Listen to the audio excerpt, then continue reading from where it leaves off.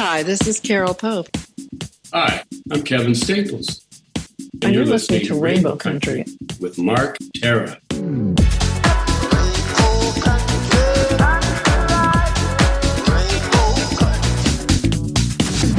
The views and opinions expressed on the following program are those of the persons appearing on the program. He is an independent musical artist, a makeup artist who's worked with the likes of Roberta, Flack, and Neil Sedaka. Musically, he released his very first Canadian dance single in 1988. Today on Rainbow Country, Kinga is my guest, and he joins me today to share his journey. That and more in episode 381, so stay tuned for Gay Talk Radio right here on Rainbow Country.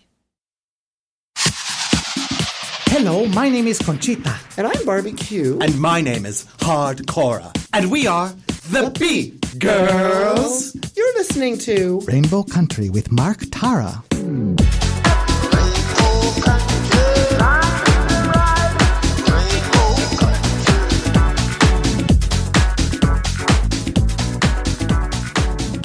Well, hello and welcome to a brand new journey through Rainbow Country.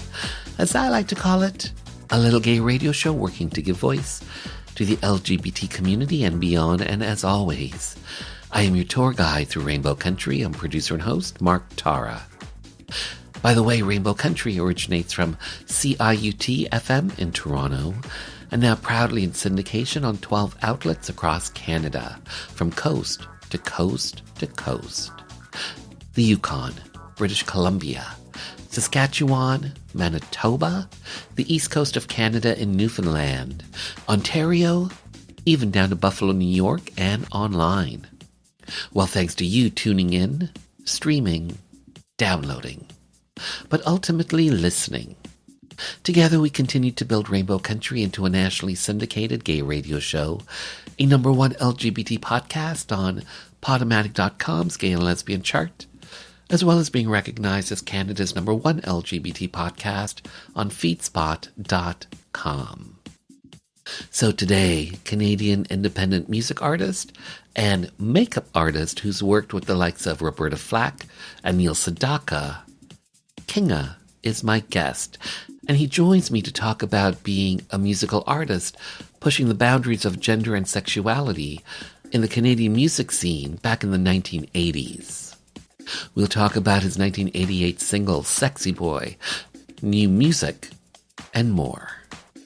Plus an hour or two, music from LGBT artists, independent artists, voices that we've come to know and love in classic disco, classic 80s, classic house. And on this episode, I'm featuring some classic funk, some lesbian rock, and more. All that lies ahead as we start Journey 381 through Rainbow Country. And our first stop, the Rainbow Country Bookstore.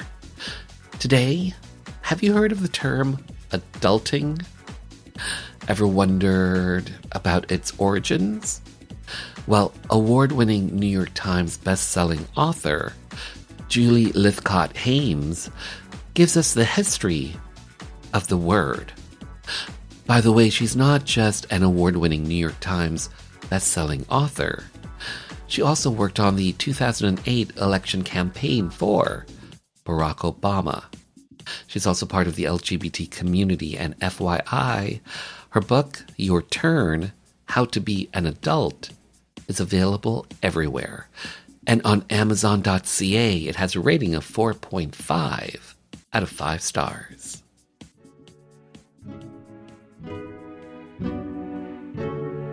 It was the millennial generation that turned adult from a noun into a verb. They were the first to say, I don't want to adult. I don't know how to adult. Adulting is scary.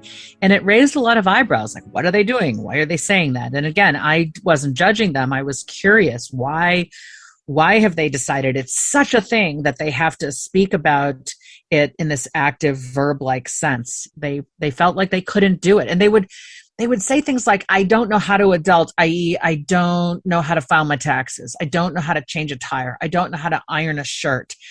And I think that's a function of, well, maybe my parents didn't teach me. Maybe my academic upbringing was so much about intellectual enrichment or pressure or perfectionism that nobody bothered to teach me how to sew a button, or, they canceled shop class and home ec because it was all about the most advanced academic classes. There is that component that young people are arriving at age 18, age 21, not knowing how to do the tasks of life that in prior generations you just sort of learned along the way because everything wasn't so busy and stressful. But in my book, I say that knowing how to iron the shirt or sew the button or pay the bill is really the easy stuff you can learn by watching a YouTube video. The harder space is inhabiting the mindset of wanting to adult and, of course, having to adult, meaning you're not so privileged that there are a set of people making your decisions for you. Wanting to adult is saying, yeah, it's work, it's responsibility, but I want the delicious feeling of knowing I'm in charge of my life. Too many young adults are still under the thumb of well-meaning parents who are trying to handle every little thing. We parents think it's helpful. It's actually undermining agency and resilience and really makes a young person feel like, am I an adult? I'm not sure I am, because I have to check in with my parents on everything.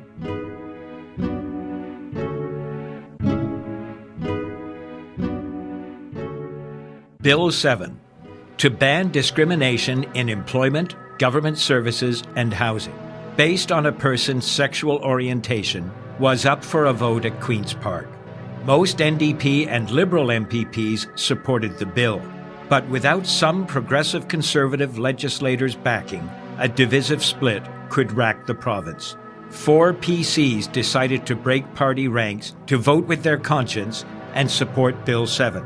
Cabinet Minister and MPP Dennis Timbrell did it to show solidarity for his beloved brother, the well-known drag queen, Rusty Ryan. And for me, a gay politician who was not yet out, I had to take a stand. We were known as the Gang of Four. I'm former Cabinet Minister and MPP Phil Gillies. The date, December 2nd, 1986, when LGBT rights came to Ontario.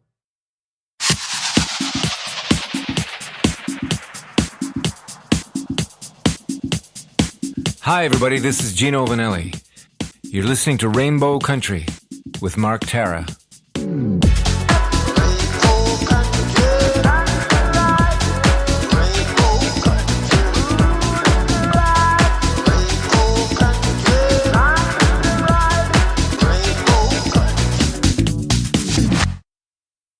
Up next, Kinga.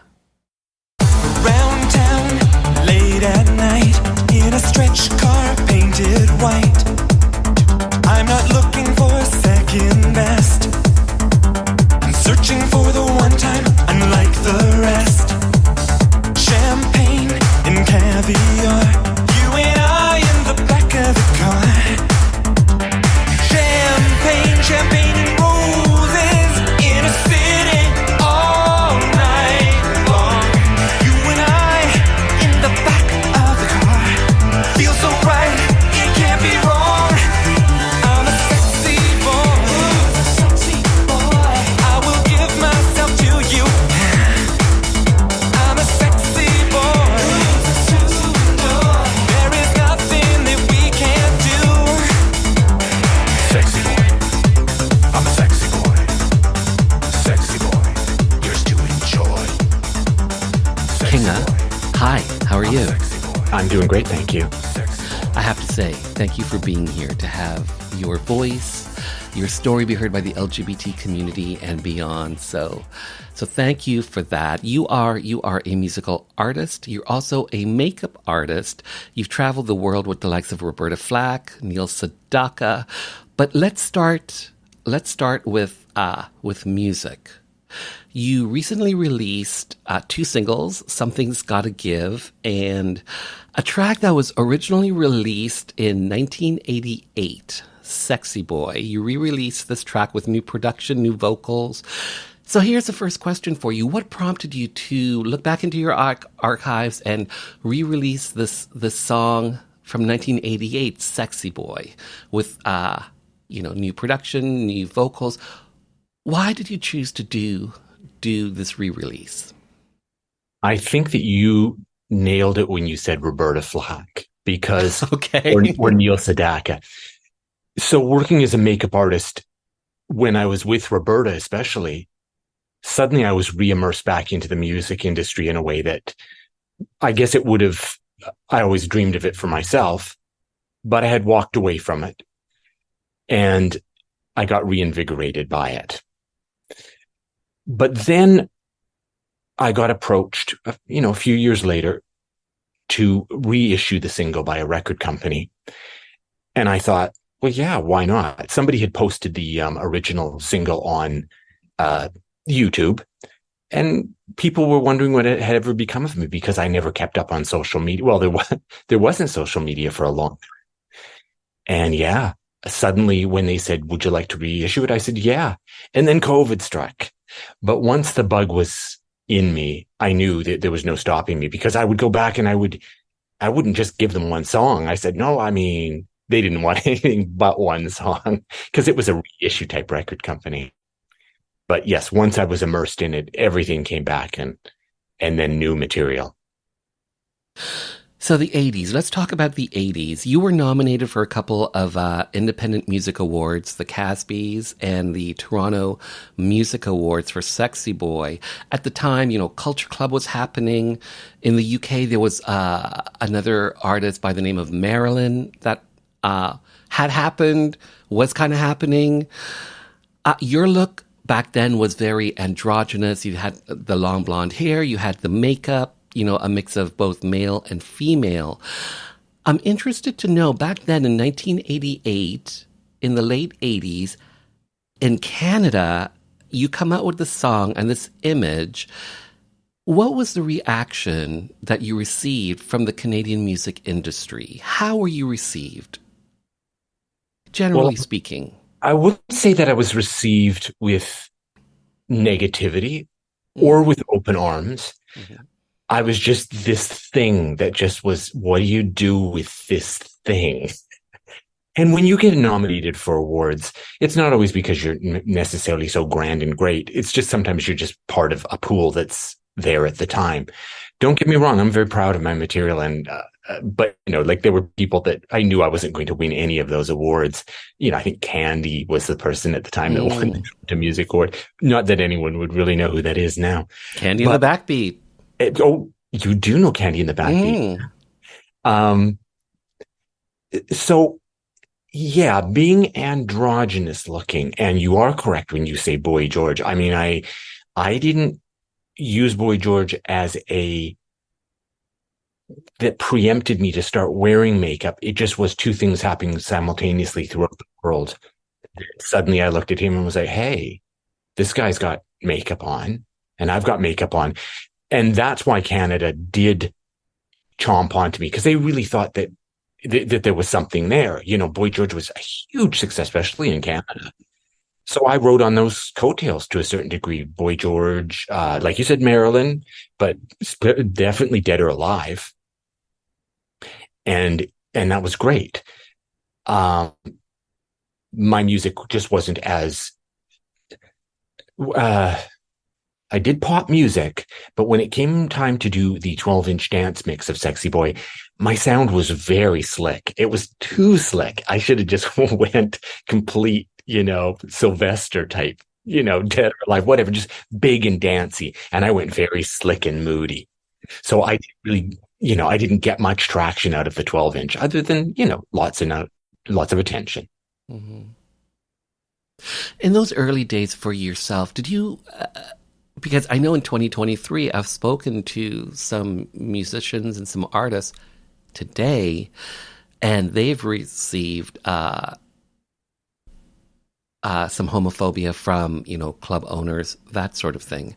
I'm interested to know from yourself, back in the 80s, late 80s, did you ever come across, did you ever experience any sort of homophobia within the Canadian music scene?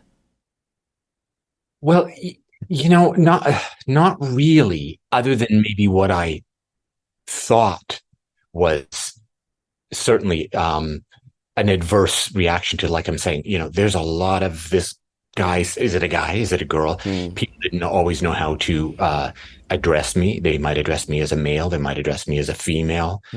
I dealt with that very diplomatically by letting people do whatever they wished to do. I mean, slurs are a whole other cup of tea. But again, even if I never had slurs within the industry, but yeah, you might get strange comments from people that wrote up things about you. I think people have a much different opinion of me than I have of myself. You know, I think I remember being referred to like that I slinked and purred my way through a sleazy. I was thinking sleazy. Where? I don't remember doing anything sleazy with Sexy Boy. But no, nobody was mean to me in that sense in the industry. But I certainly know that I knew I was getting nowhere in Canada with my records. And that's one of the reasons I did pick up and I moved off to New York City. But then once you get to New York City, it's about survival. And that's why in some ways I'd never continued with my music. So sticking to Canada, you ended up getting airplay on Canadian radio. Do you remember the first time you heard yourself on broadcast radio? I kind of vaguely do. It would probably be in CFNY. Mark, the funny thing is, I really don't know where my song was ever played. You know, this is the thing about back in that day. Was I played in Vancouver? Was I played in Montreal? I don't know. Maybe CFNY was the only radio station that played it. You were played in Toronto. We know that. Absolutely. CFNY was fantastic. I don't know if CIUT played it.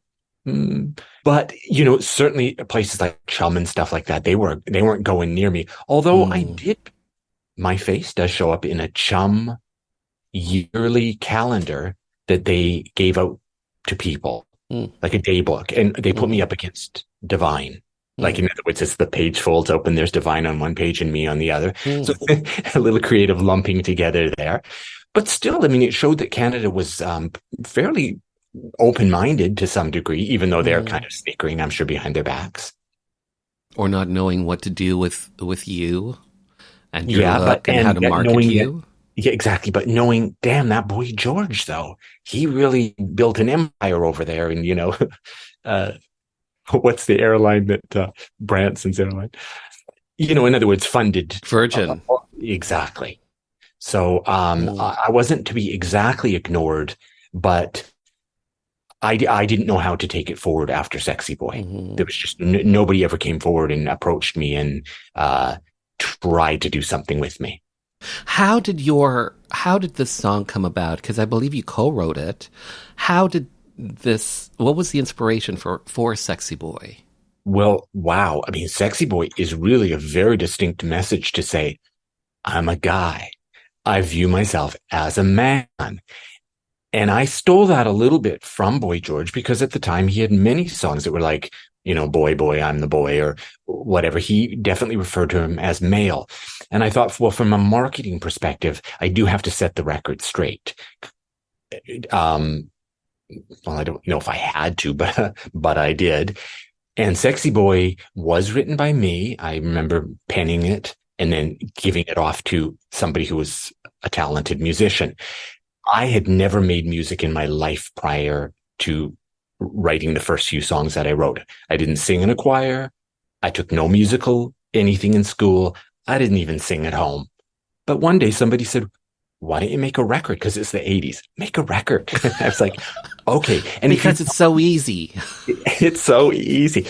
And it was relatively, it just called money. You just have to hire someone to do it for you. And I had some money and I was like, okay. So my mom, she was kind of helpful. I don't know exactly what she did, but she found somebody. And from there, it tumbled off into someone else. And I got hooked up with actually a record producer who had worked with James Brown, Patti LaBelle. He had major hits. And he was in his 50s living here in Toronto. And he did a very good job of working with somebody who had never sung in their life. But yes, I did write Sexy Boy. And actually, it really was, it was, in my opinion, the B-side of the record.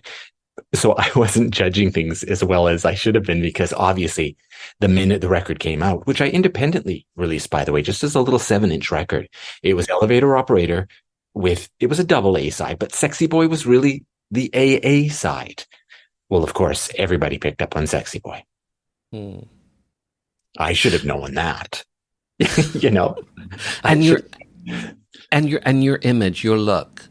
Yeah. How did you cultivate that? Was that something that you just naturally were, or was that something that was created? So I lived in Calgary, Alberta, which is very not forthcoming in any way to wanting to see anything different other than maybe a cowboy hat and tight jeans. And it just morphs out of you. When you're different, and you can't stop it. It's just a force. You maybe start cutting your hair differently than other people. Maybe it's a reaction to the way they treat you that you decide to do things that cause defenses or shock or whatever. And slowly I was probably about 15 and I started to build up this thing, and I was good at doing makeup. And everybody was doing makeup, whether or not you went to see Duran, like just whatever. Makeup was very important. And I just got really good at it. And I cultivated quite an interesting, very sort of punk look with huge spiked hair. You probably don't even know those pictures. Like the size of your hair that I'm looking at in this interview, that was my hair on top of my head. About 14 feet round. So were you out at the gay clubs back in the day? No, I was not. That's the, let's think about this. Well, I was really underage, don't forget. So when I started working at the Diamond Club, which is where I worked for 10 years, and that gave me a lot of visibility. That's just a big New York City based dance club. Mm-hmm. But I was in Toronto. It's now the Phoenix. It's now the Phoenix. Yeah. Theater club. It was something to behold because Toronto hadn't ever had anything quite that grand. Mm-hmm. And I worked there, well, almost every night. So I never went out. People talk about Toronto and places, and I'm like, I don't know. Don't know what you're talking about. Like, vaguely I do, but no, I just stayed working, making that money so I could record my stuff. Mm-hmm. So CBC ended up filming one of your live performances for broadcast on their network. Wait, you haven't seen that, have you? I don't think so. I don't know. I have a random question for you, but let me continue on with this. You were also the opening act for Delight. They had the huge one of their huge songs was "Groove Is in the Heart." Love that song. Yeah. And you were also nominated for some independent music awards. Looking back today on those times, does it surprise you that you were able to make your mark in Toronto, in the music industry in Toronto, to whatever degree that you think about it? But do you look back thinking, how did I do that? Well, yeah, I do, because everything that came my way suddenly was plopped in front of me, literally while I'm sitting at work. Somebody might come up to me and say, "Oh, you've been nominated for a Casby Award." Mm-hmm. And I'd be thinking, well, how did that happen? Because I didn't have a manager, and this is the days of, just your telephone. You don't have internet. You've got nothing going on. Mm-hmm. So absolutely. But again, I do feel that most things were based upon, to some degree, they needed somebody who was a dance artist to be able to put into their little categories. Or, well, I mean, the Casby Award was Best New Artist. So I was lumped in there with other types of music. So that's not fair of me to criticize in that sense. I was I performed live, and I was a valid artist. And yeah, you are correct. Even getting the Delight gig, all of a sudden somebody came up to me one day and said, would you like to open up for Delight? And I really have to say, I did not enjoy that experience, because they were so on top of the world at that moment. I think everybody knew Groove Is in the Heart, and no music sounded like that. And I thought, what? I'm going to have to go up against them with my, underproduced records. So why didn't you enjoy it then? Well, for that exact reason. My music sounded just not up to par. I don't think anything could have been up to par to that, because even if you were like, Pump Up the Jam, it's still so outrageously different than their sound. they were so cool, New York. Trust me, if I pump up the jam, I'd have felt much better about it, but I did not. I have a random question for you. Were you ever on the Deanie Petty show or City Line or something like that in Toronto? I sure was. That's where I saw that. That's funny. I was at home and I saw that. What were you on? The Deanie Petty show? It was the Deanie Petty show. Mm-hmm. And I remember going down there, and she was not likable necessarily. Like, she had a hard edge to her. I think that was sort of her, Barbara Walters-esque type thing at the time. So I'm not criticizing that. Just, it wasn't an enjoyable interview. And she was quick with questions, and, they were all looking at you like, you're so weird. That's all I could get from it is, you're so weird. Okay. So, Kinga, by the end of the 80s into the early 90s, I believe it was 1993, you ended up moving to New York City. Why did you move to New York City? Well, the Diamond Club had closed. So therefore, I didn't have a job. And it just kind of shook me up in the sense, it's like, okay, I need to change my life. So what had I been doing musically from like 1989, which is when the 12-inch version of Sexy Boy came out? Well, I had been writing music with my writing partner. So I did continue to make music, just that I never released anything. I thought, well, I really should go off to New York City, where I might be able to actually find people to work with. Because that was the thing about Toronto. Never did anyone come to me who was in my genre to say, let's work together. Maybe one guy, and we did write some songs, but nothing that I could sustain. And I thought New York has to be way more in my groove, or even, London, England would have. So off to New York City I went. But again, once you get to New York City, you got to figure out how to live. And that's difficult. So I did continue coming back and forth for a while, writing songs.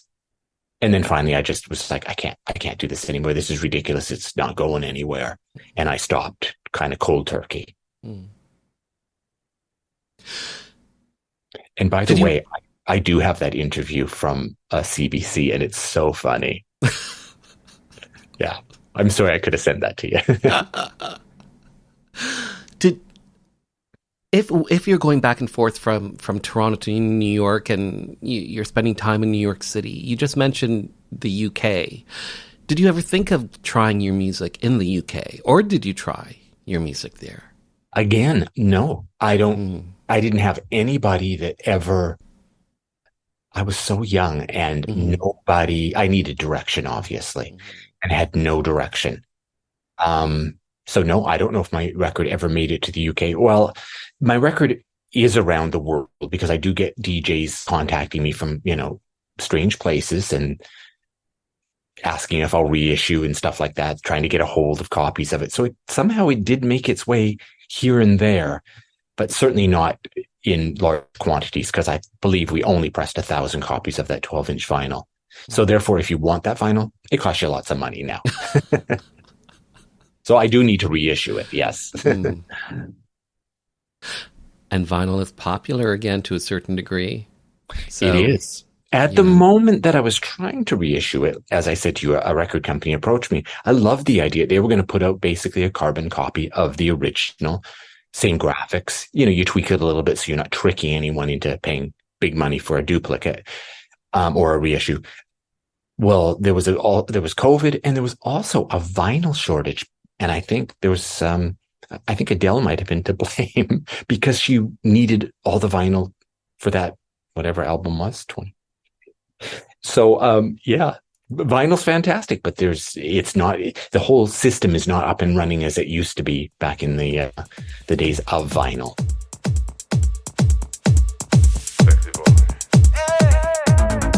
And on that note, we'll return right after this Rainbow Country update.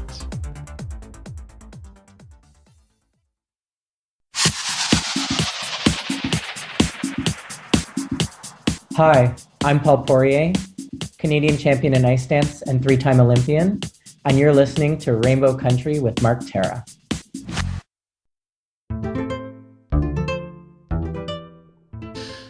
As you may know, Rainbow Country started broadcasting on air June 7th, 2016.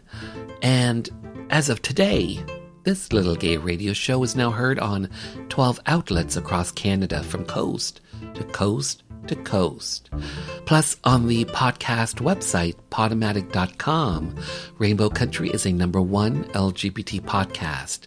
And on the online aggregating website, feedspot.com, Rainbow Country is Canada's #1 LGBT podcast. This show airs on independent radio, campus and community radio, as well as on streaming. What do all of these outlets have in common? Well, they're all listener supported to help keep the lights on, the streams up, and the airwaves broadcasting.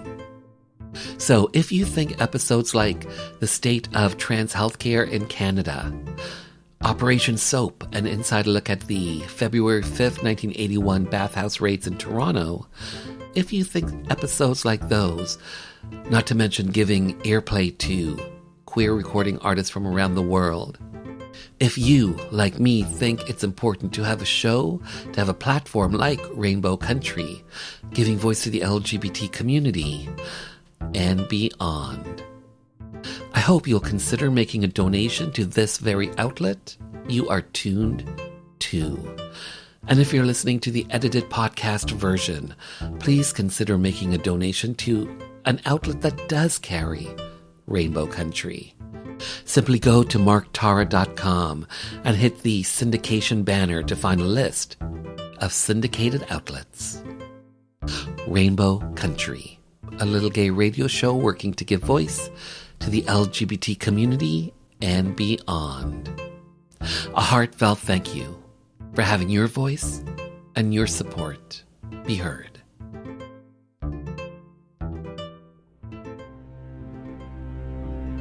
Hi, my name is Joanne Vanicola, and I'm an actor and a writer, and I was first on Rainbow Country with Mark Tara on discussing the massacre at Pulse Club in Orlando. I realized how important it was for our community to have a radio station, specifically for our issues, to talk about people in the LGBTQ community and to provide an outlet for our stories, to discuss our politics, culture, and give voice to the issues that matter to us. And of course our artists and the things that we do globally, and talk about culture. And without people like Mark Tara providing a space for this with a radio show like this, then we wouldn't have that voice. So support, tune in. Thank you.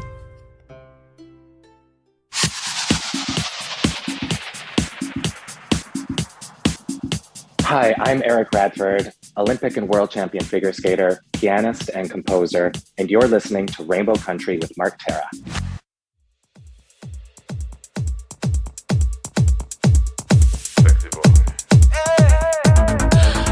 So Kinga, you are a musical artist. We've been talking about that. You're also a makeup artist. How did you get turned on to this? Was this something that you just did when you were growing up, and you kind of, hey, let me just follow through with this at some point? Well, I don't know where the inspiration came, because living in Calgary, I suppose you could say, sometimes a person wonders where the media was, but I guess there were magazines at the time. Maybe I would have bought a record by Human League, and Phil Oakey would have been on the cover. And then, you'd go in further and, he's thick eye makeup. He's got lipstick on. He's got high heels, the swooping hair. You start to take little bits of that and go, okay, this is very cool. You try it on yourself. And then it just kept morphing from there. Once I got started, there was no stopping me, because I was pretty good at it. Did you go to school? Did you go to school at some point for makeup? Well, the only time I did is I took a little refresher course in basically the hygienics of it, or hygiene of it. In other words, how do I do makeup on other people and, not contaminate them. Mm-hmm. So I didn't even know that there were, individual mascara brushes and stuff. So I was in New York City and I went to this class, spent a little bit of money, maybe $1,000. And it was like, okay, yeah, I didn't need to be taught how to do makeup. I just I instinctively knew how to do makeup. And the interesting thing is that when I was in New York, most of my clients were dark skinned, including Roberta Flack. She's not that dark skinned, but most of my work has always been on people with color, lots of color. And of course, I'm, very light skinned. So always the question comes up is, even friends of mine were like, how did you get that gig with Roberta? That's not right. I mean, maybe that's not right. Well, yeah, I was just going to say, why isn't that right?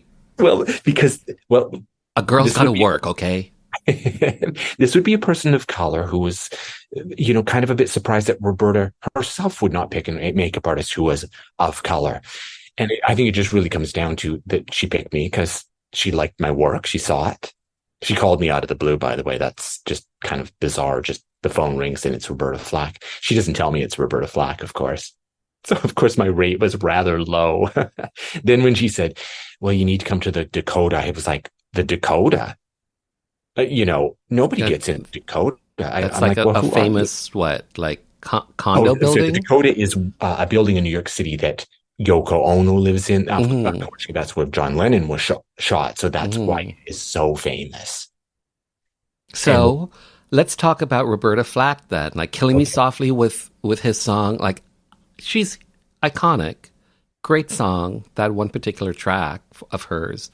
She's had many, don't get me wrong. But how did you end up working with Roberta Flack, this music icon? Like I said, she gives me that call. I go there to do her makeup for a red carpet. And we get on good.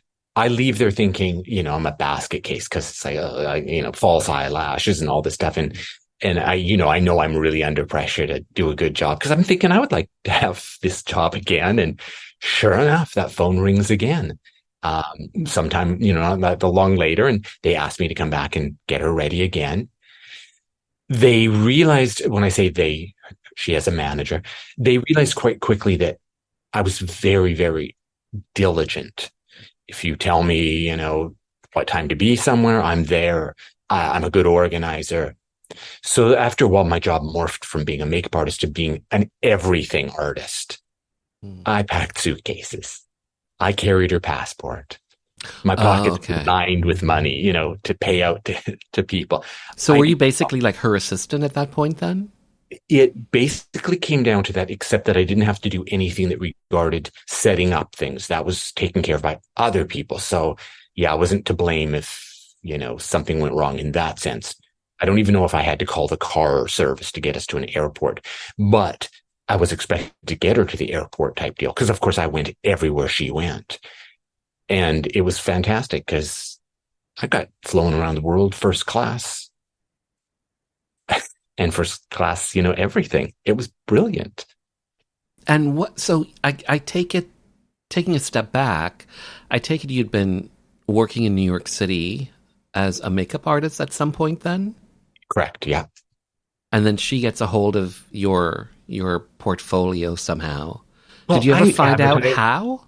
I advertised on Craigslist. I mean, that's how, at the time, you just put a little free ad on there, makeup artist. Okay.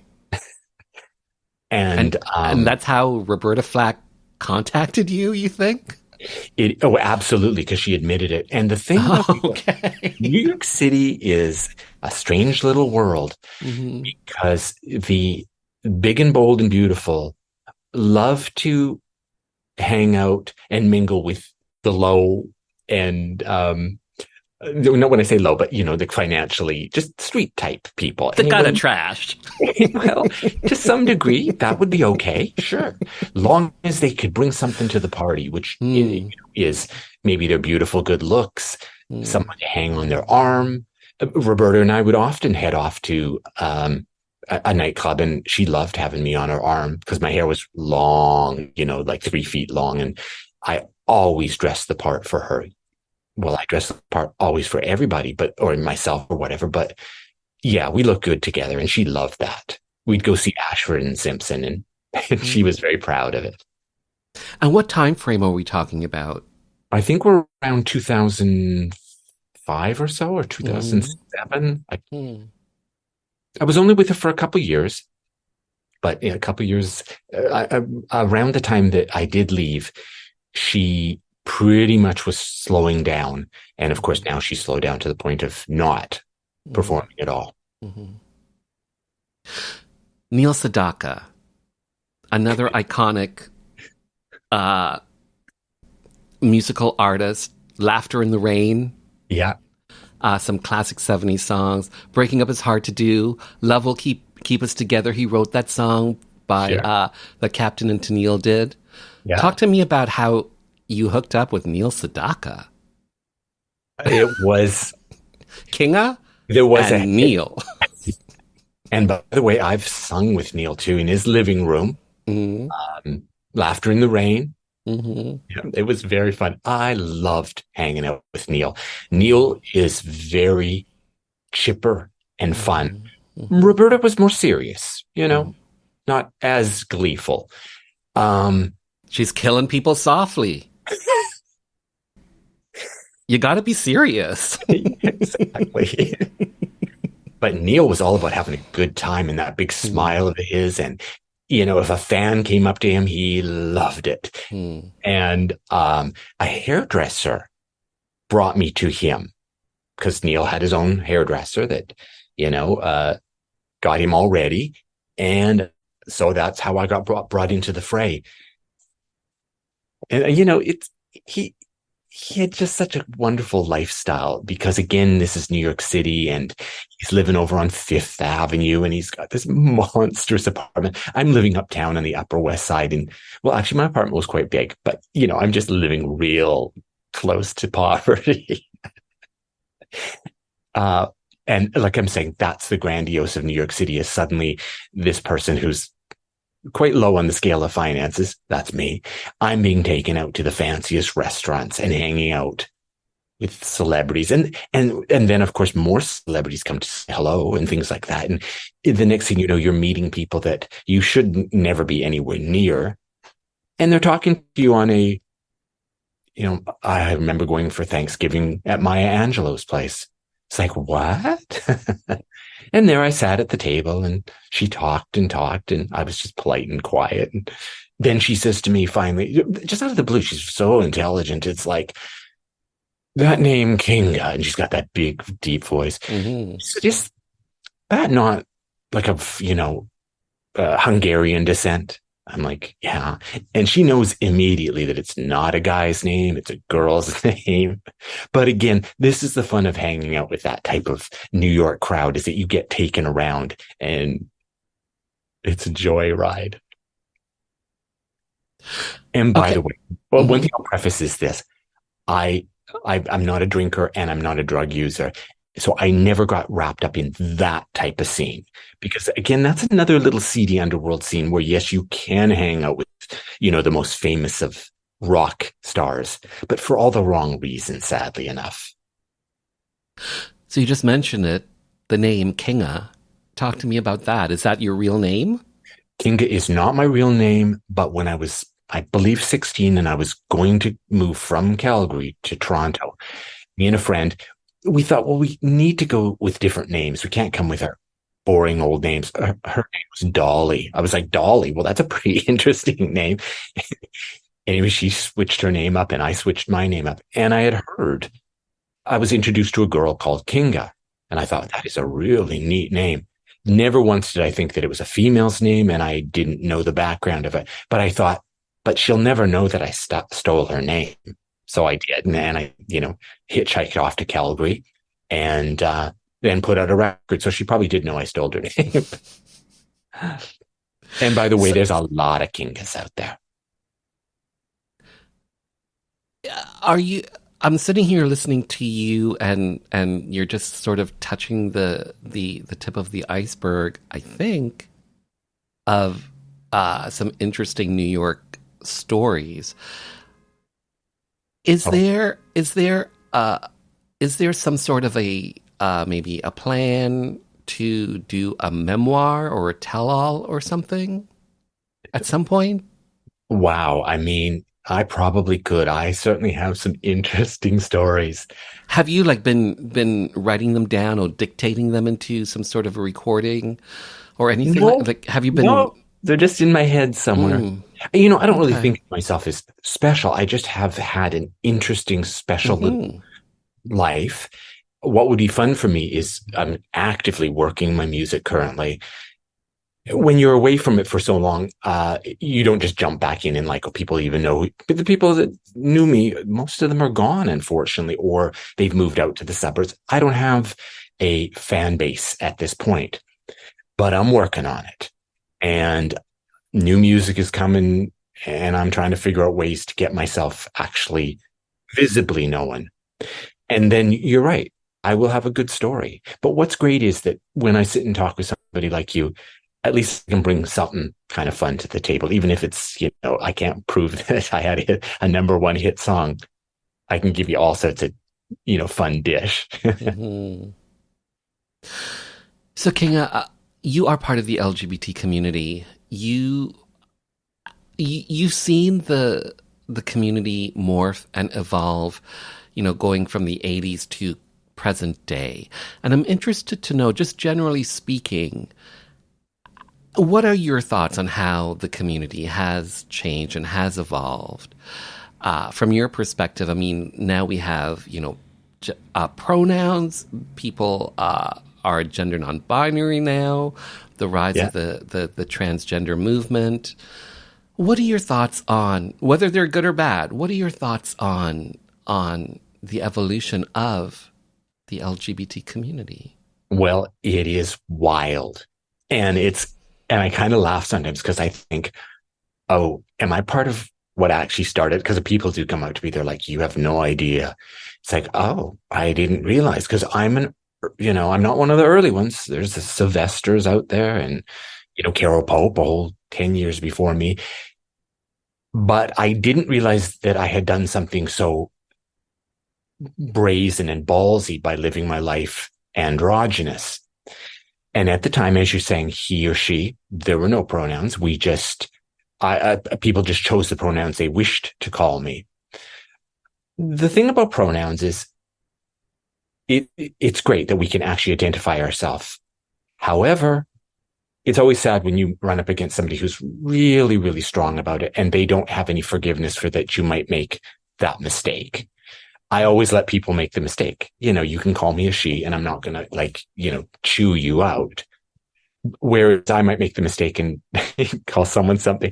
So pronouns are good, and they also can be taken maybe, slightly too seriously. Back in the day when I had to go use a public washroom, what did I do? Well, I don't know what I did. Either I found a washroom that was by itself, so I wasn't in a men's washroom, but then I might have used a men's washroom. I would use a female's washroom if I felt it was safe to do. But again, so it is nice to know that you are allowed now. Things have progressed where, we're not questioning somebody in the washroom who might look, well, unfortunately, we just hope that, Joe the pervert is not in there trying to get some action or whatever it is. So one problem opens another door sometimes, but I'm happy where things have progressed because I lived my life as me. I think Carol Pope says the same thing. I was just being me. And I never ever once questioned myself, but other people, they do. And now I'm hoping people have way more freedom to do. Like, I'm looking at the picture of you and look at you all decked out and you've got your lipstick on. It's beautiful. It's like you get to be who you are. At one time, even wearing your hair like you were wearing, people might criticize. Well, people criticize everything. Still, it's nice. It's fantastic. So how would you hone in more, please? So how do you see yourself, especially coming from the 80s to present day? Do you see yourself as androgynous? Do you consider yourself gender non-binary? How do you see yourself? It's funny because I actually have never attached any of those formal words to myself because again, I don't really know. It's great if you wish to, but I don't think I have to. It's just like, well, I'm just doing what I want to do, or with whomever I wish to do that with. So yeah, I've never had to put a little stamp on myself. But I think that I can be accepted in any world that I walk into. It's like just having a good sense of confidence and manners. The one thing I'm always so frightened of, and I saw this during the 80s, is that, when I would leave work at the Diamond Club, I'd be coming home at 4 a.m, and there were a lot of prostitutes that were working, and a lot of them would be male, and they'd be dressed as female. They love to get into altercations. There was this thing, and I always thought, oh, well, why don't you just avoid the altercation? Then life is so much easier. And an altercation means challenging something. I'm the type to walk away from the challenge because I'm not going to get myself slashed. So that's why the 80s for me, really, I never got myself in any trouble, ever. Nothing scary. And I actually was very respected. I didn't really know that until years later when people would come up to me and say, you were like this god. And then they might describe me even as sort of a bit icy in the oddest of way. And I'm thinking, really? Because I'm really quite comic. But I guess to protect myself, I put on a very cool exterior. Protection. So I mentioned at the beginning of the interview that you have some new music out. Something's Gotta Give. This is one of your new tracks. It is, yeah. Talk to me about what the song's about. I don't know if there's songs really about anything. It's, isn't that stupid? It's like, something's gotta give. I guess it's a relationship song. I mean, I think I write love songs. There's never any little hidden message in any of my songs. They're just about the relationship between human beings. And there's probably a fair amount of sexual tension in that song. I do come from that angle. I suppose in some ways, the character is wanting something and they're wanting it. They want what they want, which is a bit of a throwback maybe to somebody like what George Michael did. But that's built into me and it's hard to beat it out of me as long as you don't make, cross the boundary of taking it type deal. Mm-hmm. So, Kinga, here's my last question for you. What do you hope audiences come away with after they've heard your music, after they've experienced Kinga? What do you hope audiences come away with? Well, I would hope that they actually heard my music and thought, that's good pop music, because that's what I've always aimed to do. Sexy Boy, the lyric itself always, maybe challenged me slightly because I knew I had to live up to that lyric. But if, most of my stuff is a little more basic than that, and I'm a good pop singer, that's what I want. I don't want politics, around who I am. I just want to entertain people. I just would go out on stage, and I went out on stage at Lee's Palace recently for the first time since Delight, by the way. And I had a lot of fun. And I guess, I put across the message I was trying to, which was a little bit of sexuality and a little bravado, because some people later said, what does, there were some questions about, my performance. I thought, okay, good. That's good. Even girls coming up and you can tell they're excited by what you've put forth. I'm trying to make everybody happy. And I will actually do. I hope that my vocal performance is always, appreciated, because singing is hard, and I'm not technically, a singer, but I'm good at textures. Roberta Flack said to me, she said about her own singing, she said, Aretha. I was like, what do you mean Aretha? She said, I can't sing like Aretha. And I said, but you're so totally different. I don't know how you make that comparison. So it's important to never, to make comparisons of ourselves in any way, whether or not it's our looks to someone else. You're just different, and Find a way to embrace your difference and be proud of it. And that's a huge thing from the 80s to the 90s to 2000, whatever, like we've really come to accept. Let people be who they are. Well said, Kinga, well said. I have to say, well said, well done, well recorded. Thank you so much for your time. Thanks for being on the show. Thank you so much, Mark.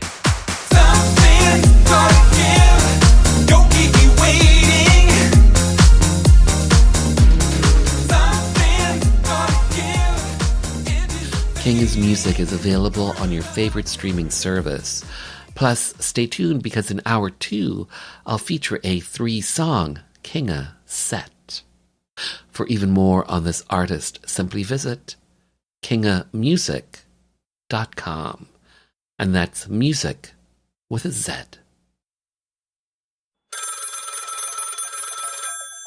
The phone rings. I got a message from the mayor. He's going to call me back the next day. I get the call, and he said, if you'd accept, we'd like to honor you with the key to the city. There was an event later that year in May. Just a key, right? Like, key to what? A decent job, a good singing career. It's really a metaphor, but it's history. So a reporter wants to talk to me and says, so it's a key, right? Like, what's the big deal? I said, well, not everybody gets the key. So I looked it up, and I guess it is kind of a big deal. The date, May 17th, 2018, when trans activist Susan Gapka made history by becoming the first trans woman to be presented with the key to the city of Toronto. By the way, past recipients include Rush and the Raptors. And just like that, this little gay journey through Rainbow Country has come to an end. For the full 2-hour episode, simply head over to marktara.com where everything is connected and hit the archives banner. To keep up to date with the show, check out my socials at marktara. The podcast is available on all major platforms. And finally, I want to take this time to thank you for taking your time to be with me. Remember, we are living in days of making dreams come true, so believe in yourself, and the world will believe in you.